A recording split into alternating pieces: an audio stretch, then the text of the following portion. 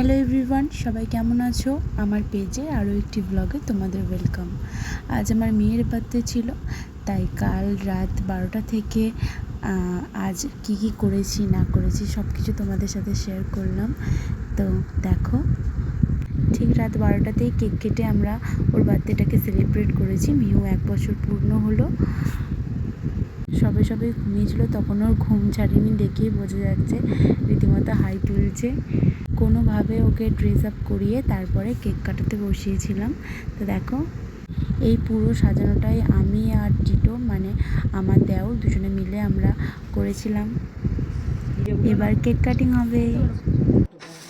Happy birthday to you, happy birthday to you, happy birthday Rahman, happy birthday to you. Hatali, hatali, hatali. কইছনে ছোট করে ওর বার্থডেটা arrange করেছিলাম আমরা রাত্রেবেলা।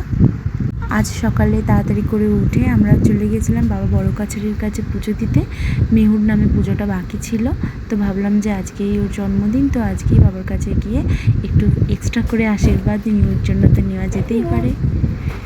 তো এখানে আমরা একটু রেডি হয়ে গেছিলাম, তো এখানে আমি একটু ভিডিও ক্লিপ করে নিয়েছি।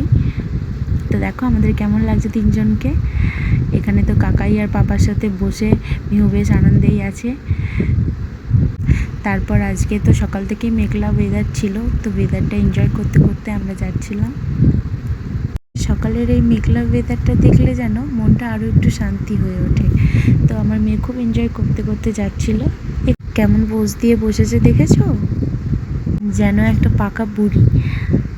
সকাল সকাল আমরা 5 জনে বেরিয়ে গেছিলাম, আমি, রাঙাতিতা, মা, তারপর আমার বর, টিটো আর আমার ছোট্ট মিহুকে নিয়ে সকাল সকাল বাবাকে পুজো দিতে বেরিয়ে গেছিলাম আমরা।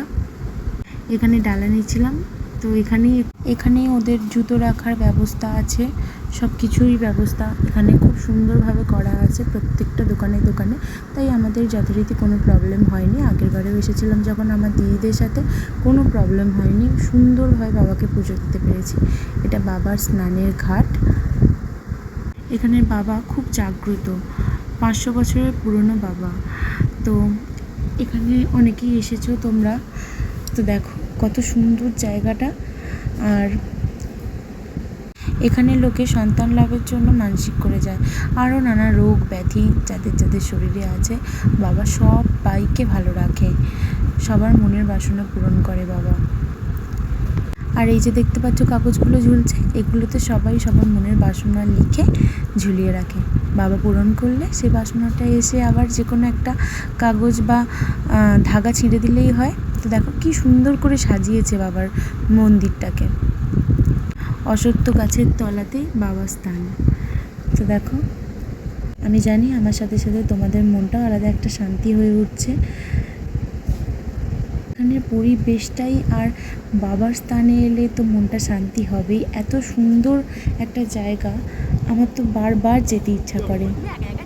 বাবা টানালে আবার পরে হয়তো যাব। এখানে আমরা খুব জোরে খিদে পেয়ে গেছিলো পুজো দিতে গিয়ে, তো পুজো দেওয়া হয়ে যেতেই আমরা হিঙের কচুরি, এখানে খুব ফেমাস, খুব ভালো হিঙের কচুরি করে প্রত্যেকটা দোকানে, তো ওখানে আমরা একটুখানি ব্রেকফাস্টটা সেরে নিলাম। তো এবার বাবা সবার মনের মনস্কামনা পূরণ করুন। আমাদের এখন পুজো কমপ্লিট, এবার বাড়ি যাচ্ছি আমরা। মিহু ওর বাবার সাথে যাচ্ছে।